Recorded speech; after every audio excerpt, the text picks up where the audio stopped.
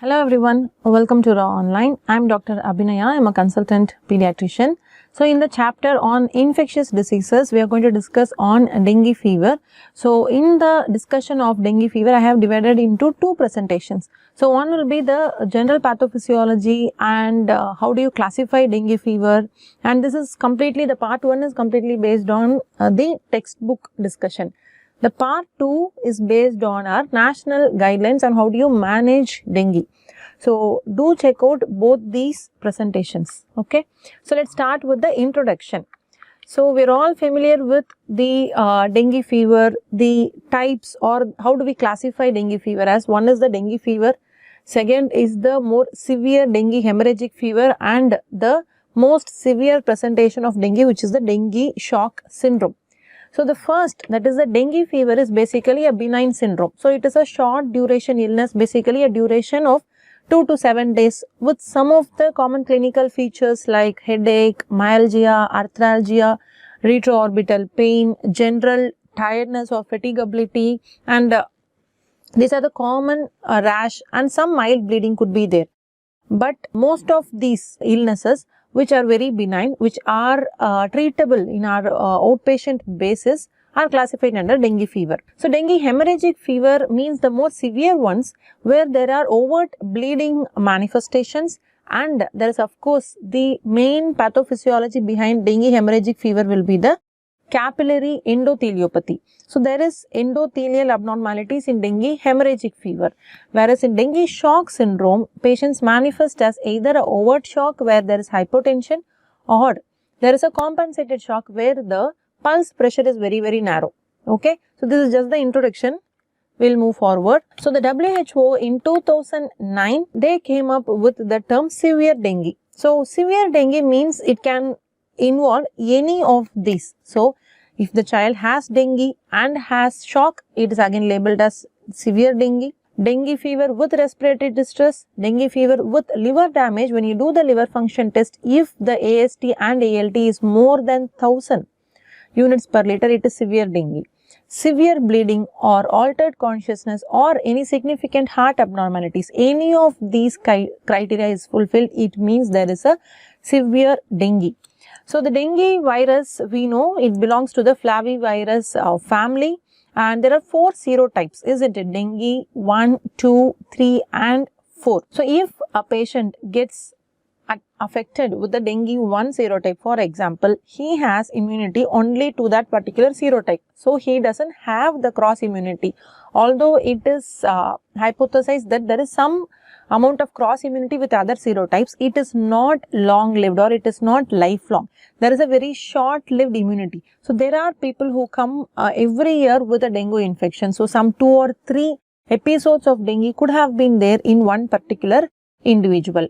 And we have some other illnesses which mimic kind of a dengue fever like syndrome. One is, we are all familiar with the virus, which is the chikungunya virus, which is native to our country, and chikungunya also has a seasonal predilection similar to that of dengue, and it is also spread through the vector Aedes aegypti, right? And apart from Aedes aegypti, for the transmission of chikungunya, the other vectors will be Aedes africanus, Aedes albopictus, and chikungunya has a very similar illness to dengue, and the distribution of chikungunya is not just in India, but it also extends to Southeast Asia, Africa, even in United States. Other viruses or other viral illnesses that will mimic dengue are, one is O Nyong Nyong viral illness, which is seen in East Africa, not in India. The other one, West Nile fever. West Nile fever is seen in India as well, and it typically mimics dengue illness. The vector of West Nile fever will be Culex mosquitoes, not the Aedes ones, and the vector of O Nyong Nyong is the Anopheles mosquitoes, not the Aedes. Okay, so these are all the arthropod-borne viral illnesses which are a similar dengue fever syndromes with rash. Okay. So the dengue viruses, we know it is transmitted by mosquito, that is Aedes aegypti. So these Aedes mosquitoes belongs to what family? It is the Stegomyia family. And this Aedes aegypti, predominantly it is a daytime biting mosquito, especially in the afternoons and evenings. This is the principal vector. Aedes albopictus is one another vector which is also during the Hawaiian epidemics, even the Aedes albopictus has been transmitting this dengue virus. Okay. So, there is this transmission cycle, that is a human mosquito transmission cycle is there. So, first the mosquito gets infected with the virus, it replicates inside the mosquito. That incubation period that we see in the mosquito is called as an extrinsic incubation period. Once this mosquito then bites and transmits this virus into the human, the virus spreads inside the human body, it causes a viremia. That incubation period is called as an intrinsic incubation period. So, once the incubation period comes over, then the patient starts developing or starts manifesting the clinical symptoms. Previously, we were talking about more dengue cases, or we were seeing more dengue cases in the urban areas.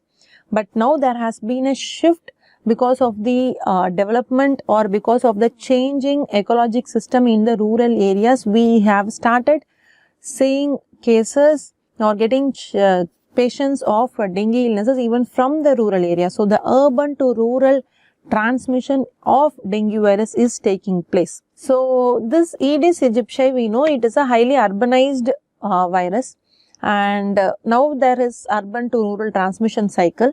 So, this Aedes aegypti mosquito, it breeds in artificial water storage. So, water which is stored for drinking, stored for bathing, or a rainwater which is collected in any container. So, this is the breeding place for Aedes aegypti. And apart from Aedes aegypti, I told you that dengue has spread through Aedes albopictus mosquito as well. So, previously, say in the late 19th and the early 20th centuries, dengue epidemics were seen in the temperate climates also, in Americas, in Europe, in Australia. But so far, almost in the late 20th now, the virus control has been better in the Americas. So, the dengue virus spread, the dengue fever is very less in the Americas, and it is now endemic mostly in the Asian side. So, in the tropical Asia, in the South Pacific side, in tropical Africa, in northern part of Australia, in the Arabian Peninsula, in the Caribbean regions, and in South America. So, these are the areas where the dengue is now epidemic. So, dengue outbreaks, we know they are all explosive, especially we know about the seasonal predilection, right? From August till November or till the early December is the endemic season for dengue virus. So, during this seasonal predilection, the outbreak is mostly explosive. So, we get lot of patients during these periods. Explosive means around 70 to 80% of the population is speculated to have been involved. But not all, like even if 70 to 80% of the population is involved, we have not all patients are symptomatic. We have asymptomatic patients, we have patients coming with in young children, we have children coming to us with just a fever with rhinitis, some pharyngeal inflammation. This is also possible.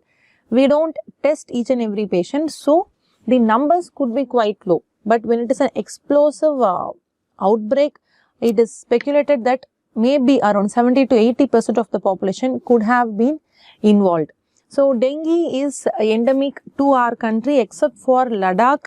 The rest of our nation has been experiencing dengue epidemics now and then. So, the children living in our country are the ones who acquire the overt disease, or the foreigners, the persons who come from outside who have never experienced dengue, they experience a overt disease when they land in India. Most of the adults are immune to dengue, right? So, dengue-like diseases, I told you, it is chikungunya, O-nyong-nyong and West Nile fever. So, coming to the dengue hemorrhagic fever, any hemorrhagic manifestations, even minor, even you do a tourniquet test if it is positive, you should label the patient as a dengue case of a dengue hemorrhagic fever. So, dengue hemorrhagic fever, mostly it is the second time of dengue episode.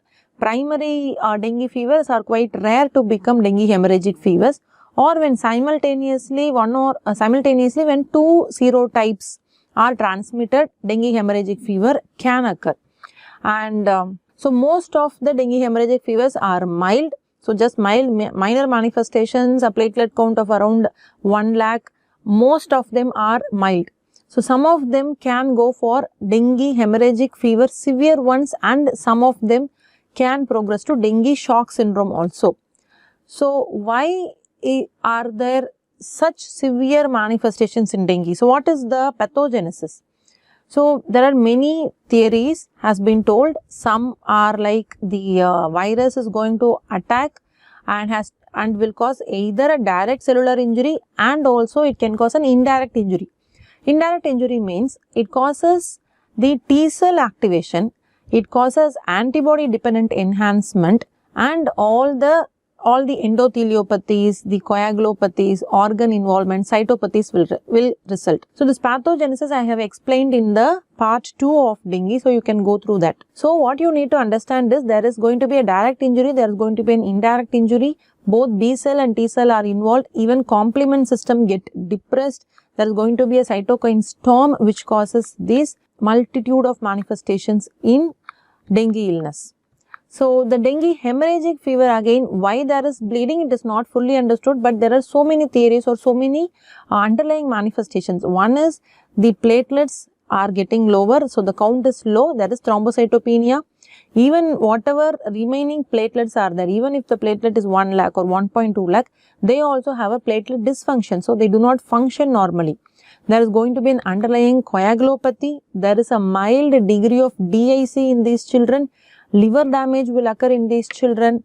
There is, all these are going to act synergistically, and the NS1 antigen, which is the non-structural one protein, that is glycoprotein of the dengue virus, that causes the capillary endotheliopathy. So when there is capillary endotheliopathy, it results in leakage of fluids, leakage of the electrolytes, leakage of the proteins, leakage of the cells, etc. Isn't it? So because of this leak, all these fluids, electrolyte cells are getting collected into the extravascular spaces. In the interstitium, it is getting collected. So all these together, when they are put together, it causes the dengue hemorrhagic fever. Death can occur in dengue hemorrhagic fever, and most oftenly it is either a result of a CNS hemorrhage or a GI hemorrhage. Some amount of minimal to mild hemorrhages definitely will be there in DHF. So coming to the clinical manifestations, I told dengue fever is a short duration illness. Usually the incubation period is somewhere between 1 day to 7 days. Median incubation period is told as 3 to 5 days. Okay, so it's a short duration or short incubation period illness. And then the clinical manifestation again will differentiate between age and the difference between the different ages. So in very small children, infants and young children, it will be just like a pharyngitis. So the child can have a fever, can have a pharyngeal inflammation, can have some rhinitis, rhinorrhea, mild cough. So when a child comes to you with this during a seasonal dengue season, you definitely have to rule out dengue also. Don't just think it could be a URI or it could be just an acute pharyngitis. Please always have dengue in the back of your mind, especially between August to December season. Older children and the adults are the ones who have these typical symptoms of fever, headache, back pain, myalgia, arthralgia, rash, etc. Okay. So this back break fever or the double febrile illness, all these will be seen in older children and adults, not in very young infants and young children. So rash can also be seen in the initial febrile phase. So initial febrile phase, the rash that appears will be a generalized maculopapular rash and it will blanch under pressure. We also get a rash during the convalescent phase. When the convalescence happens, the rash will arise. It is also generalized rash, seen many a time seen in the skin fold areas, but the rash in the convalescent phase will be more of a pruritic rash, not a maculopapular rash, and it doesn't get blanched under pressure. So apart from these, so the dengue fever, okay, so the dengue fever usually follows through 3 phases. I have talked about the 3 phases in dengue part 2. So the febrile phase, the critical phase and the convalescent phase or the recovery phase. See, 95 to 97% of them have a febrile phase and they recover and come off. Remaining 2 to 3.5% of the people actually goes to the critical phase. So, this critical phase, either it can have a severe hemorrhagic manifestations, or severe hemoconcentration could be there, or the patient could have shock. So, this minor percentage of the individuals who go to the critical phase will have either hemorrhage or shock, and the supportive care that we offer to these children in this critical phase is only going to determine the outcome. So, this dengue hemorrhagic fever and dengue shock syndrome, it may be fatal. So, the supportive care is very important. So, those who go to dengue hemorrhagic fever, 20 to 30% will go to dengue shock syndrome also. So, dengue shock can be very subtle. So, shock doesn't always mean that the blood pressure is low. Doesn't mean you will get hypotension. In dengue shock especially, you will have tachycardia, you will have feeble pulses, and the blood pressure will be the clue. The pulse pressure will keep getting narrower. Okay. So, the diastolic pressure will rise because of the interstitial pooling. So, the diastolic pressure keeps increasing. So, you will have a very narrow pulse pressure. When the pulse pressure becomes lower, that is less than 20 millimeters of mercury, start treating as a dengue shock syndrome. So, you give a bolus, you start treating as shock. So, one bolus 10 to 20 ml per kg, next bolus. So, I have explained everything as an algorithmic approach. So, I am not writing here again. Okay. So, refer to part 2. And so, dengue shock syndrome, you should remember that it can be subtle. Not every time you will get a hypotension. So, even before hypotension sets in, you will have to start your management. So, this is what I was explaining here. And one more very important factor in this presentation or in this particular slide is the warning signs. So, any child whom you see in your hospital, be it in OPD or you have admitted, you have to write these warning signs down in the case sheet of the child. Any time or when you are seeing in the OPD, you have to tell. See, if your child has an abdominal pain, or the child is repeatedly vomiting, or if the child is brushing the teeth, is there any bleeding manifestations? Watch out for their urine, watch out for their stools. Any bleeding manifestations, any lethargy, decreased urine output, decreased poor oral intake, all these will be taken as warning symptoms. Whereas warning signs, once you have admitted the children, the warning sign will be increase in the hematocrit from the baseline. If you do an ultrasound, it could reveal a hydrops, or it could be reveal an hepatomegaly. So, all these are going to be your warning symptoms and warning signs. So, this is very important. So, dengue with warning signs, and also some comorbidities are also important. Extremes of age, infancy, old age, pregnancy, all these are comorbidities. Okay. So, you have to treat these high risk groups, these dengue with warning signs, with utmost vigilance. So, again we have dealt through all this. Okay, coming to the diagnosis. So, diagnosis, we all know we should not do the rapid diagnostic test. Those card tests, please don't follow the card test. Okay, I have talked about ELISA, NS1, IgM, IgG, etc. in the other slide. So, for completion's sake, I am telling you here, do not do the rapid diagnostic card test of the dengue. Always resort to ELISA based test. In the first 5 days of illness, ask for NS1 ELISA. After 5 days, if it is a late occurrence, the child is getting admitted later to a hospital, ask for IgM ELISA. Initial 5 days, it is NS1 based test. After 5 days, it is IgM based test. IgG will only tell you that the child had a previous or a past history of dengue infection. So, once you have confirmed dengue, next we will do a complete blood count, isn't it? So, a complete blood count will give you about hemoglobin. Does the child have anemia or not? This is the baseline test. Yes, you have seen once HB, then go to your hematocrit. Do not ever forget to look at the baseline hematocrit. So, baseline hematocrit will be so and so, mark it down. Next, go to your white blood cell and platelet counts. Pancytopenia will be present in most of the cases, or the WBCs will keep decreasing. Okay. So, most of the cases it is pancytopenia. Sometimes HB can be normal, WBC and platelets alone will be reduced. So, the WBCs will keep getting decreased along with the fall in platelets. So, simultaneously, please keep an eye on the WBC also. Platelets. So, yeah, so platelets will also keep falling. So, platelet counts less than 1 lakh will go into the category of dengue hemorrhagic fever. Apart from this, what are you going to see? Baseline coagulogram. So, it can be normal. You do a tourniquet test, very important. It has to be done. at admission. So that is also important. And apart from this, do a liver function test. So a transaminase level more than 1000, AST, ALT more than 1000 will tell you it is a dengue hemorrhagic fever or it is a severe dengue illness. A baseline ECG usually is normal. During the convalescent phase, you can get bradycardia and you can get some ectopics, ventricular ectopics.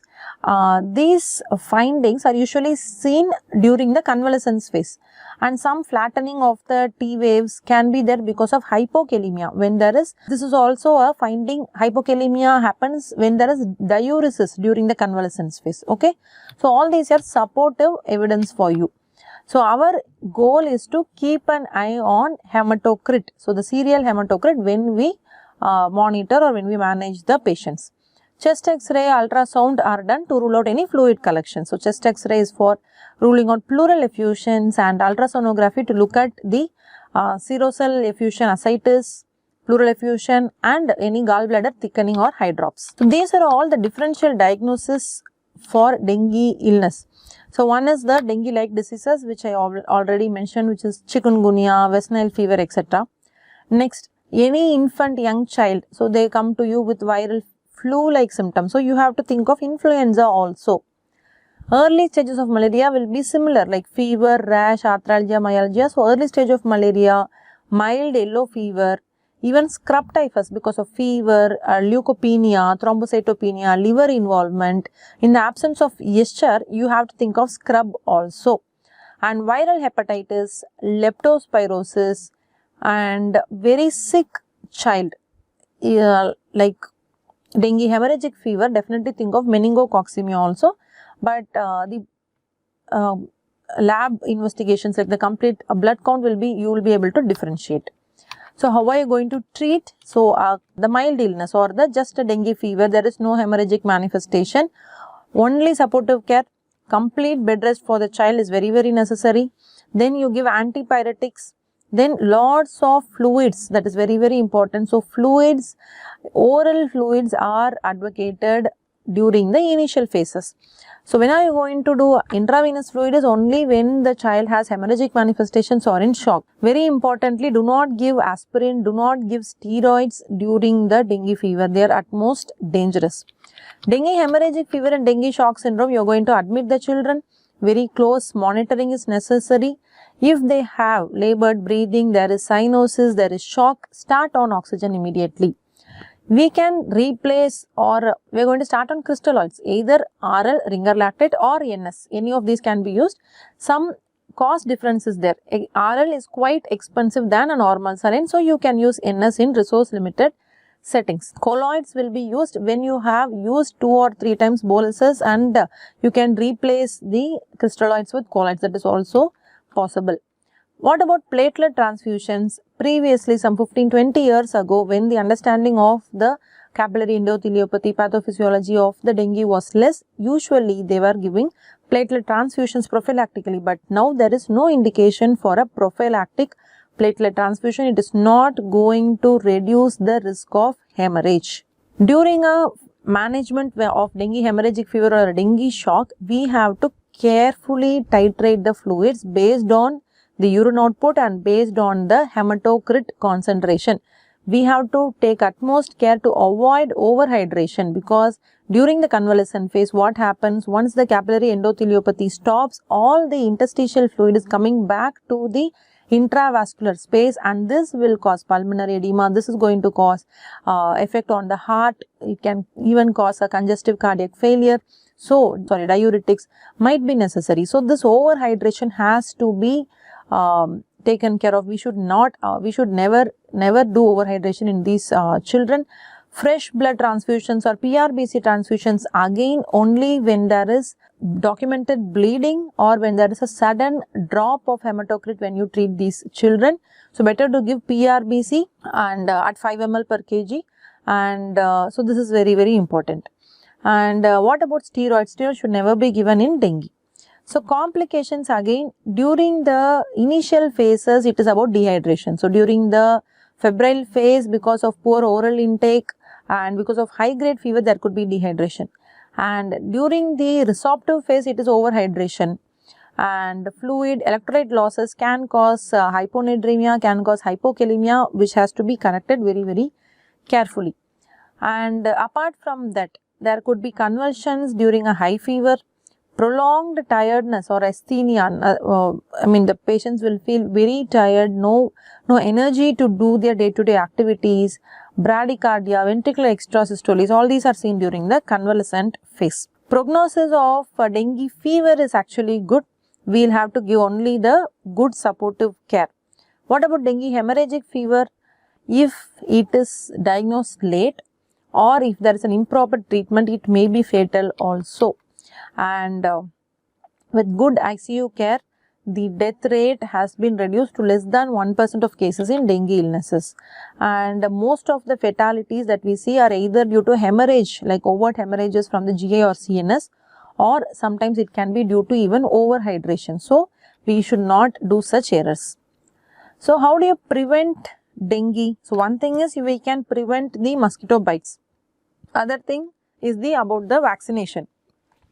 So, a lot of research over the years has been on dengue vaccinations, and we have some vaccines in phase 3 trials. So, one is the Dengue-Vaxia trial, which has completed the phase 3 protocol. So, Dengue-Vaxia, the results of this stage 3 or phase 3 protocol is that it gives good protection to a child who is already has some seropositivity. So, already has had some past infection, symptomatic or asymptomatic, there is good protection. But in seronegative children, the protection is very poor.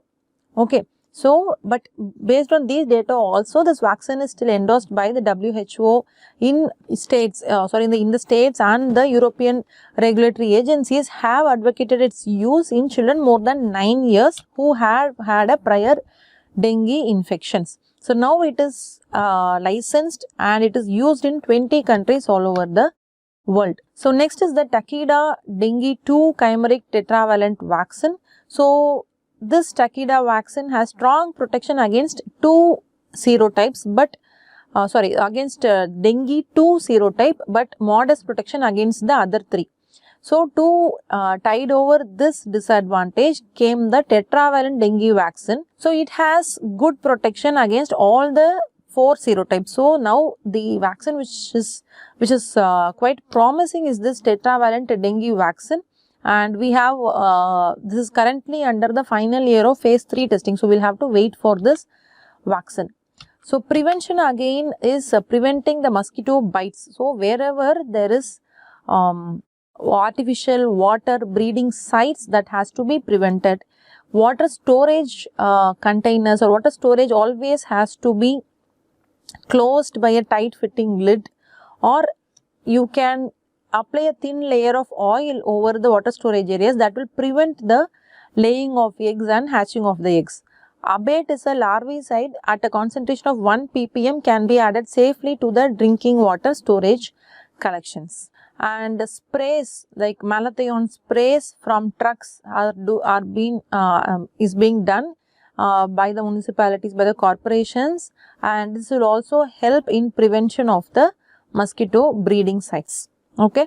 So, this is a general overview of dengue fever, and please follow this up with the dengue part 2 presentation. Lots of information and step-by-step treatment of dengue fever, dengue hemorrhagic fever, shock, compensated and hypotensive shock. So, everything has been explained in algorithmic manner. So, okay, do not miss dengue part 2. Thank you so much for the patient listening.